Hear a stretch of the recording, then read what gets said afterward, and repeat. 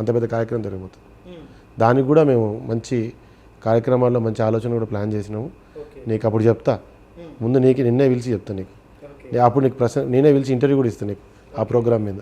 వాస్తవానికి ఈఎల్వి భాస్కర్ గారికి మునుగోడు నియోజకవర్గంలో రాజగోపాల్ రెడ్డి గారిని ఎదుర్కొనే సత్తా ఉందంటారా? నేను ప్రజల కోసం వచ్చిన ఏ నాయకులను దృష్టిలో పెట్టుకోలే. యాక్చువల్లీ మీరు రాంగ్గా ఆలోచిస్తున్నారు. యాక్చువల్లీ మీరు ఆ పార్టీ ఈ పార్టీ పేరు వ్యక్తుల పేర్లు అవసరం లేదు.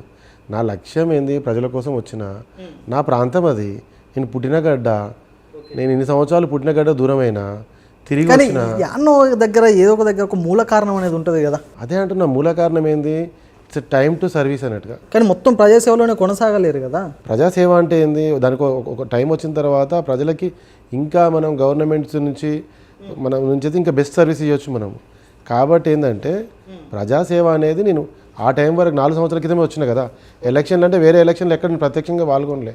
నాకు నచ్చిన కోసం కొంచెం సపోర్ట్ చేసినా కానీ ఏ నాయకునితో నాకు పోటీ లేదు. గత BRS party MLA Kusukuntla Prabhakar Reddy గారు కావచ్చు, ప్రస్తుత కాంగ్రెస్ పార్టీ ఎమ్మెల్యే రాజగోపాల్ రెడ్డి గారు కావచ్చు, ఈ ఇద్దరి పరిపాలన, ఇద్దరు చేసిన డెవలప్మెంట్ ఏంటంటే ఏం చెప్తారు? 15 సంవత్సరాలు తెలంగాణ వచ్చిన తర్వాత ఎంతవరకు డెవలప్ జరిగింది, గత ప్రభుత్వంలో ఏం జరిగింది, ఈ ప్రభుత్వంలో ఏం జరిగిందంటే అది ప్రజలు చెప్పాలి.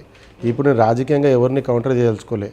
ఇప్పుడు జరగని పనులు ఏవైతే ఉన్నాయో, పెండింగ్ పనులు ఏవైతే ఉన్నాయో, మాకు కావాల్సింది శివనగూడెం ప్రాజెక్టు, దాన్ని నీళ్ళు రావాలి, మేజర్ అది నాకు కావాల్సింది. రాచకొండ అభివృద్ధి కావాలి. ఈ 2 ప్రాంతాలు అభివృద్ధి అయినాయి అనుకోండి, ఎంతోమందికి ఉపాధి కలుగుతుంది. దాంతోపాటు రకరకాల ఇష్యూస్ ఉన్నాయి. ఇంకా అవి ఏవైతే పబ్లిక్ నాగర్ ఇష్యూస్తో వస్తారో దాని మీద పోరాటం చేస్తున్నాం. ఈఎల్వి భాస్కర్ గారు ప్రతి మండలంలో, ప్రతి గ్రామంలో ఫౌండేషన్ తరపున సభ్యులను ఎందుకు గ్యాదర్ చేస్తున్నారంటే ఏం చెప్తారు? యాక్చువల్లీ నేను ఎవరిని గ్యాదర్ చేయట్లేదు, వాళ్ళే స్వచ్ఛందంగా వస్తారు. మా దగ్గర ఎక్కడ కూడా మండల అధ్యక్షుడు కానీ, విలేజ్ అధ్యక్షుడు కానీ, ప్రెసిడెంట్లు అని చెప్పి పోస్టులు కానీ, కోశాధికారి, ప్రధాన కార్యదర్శి అని చెప్పి క్రియేట్ చేయలే. ప్రతి ఒక్కడు ప్రజా సమస్యల మీద మాట్లాడే ప్రతి ఒక్కడు, పనిచేసే ప్రతి ఒక్కడు మా ఈఎల్వి టీం సభ్యుడే అన్నట్టు.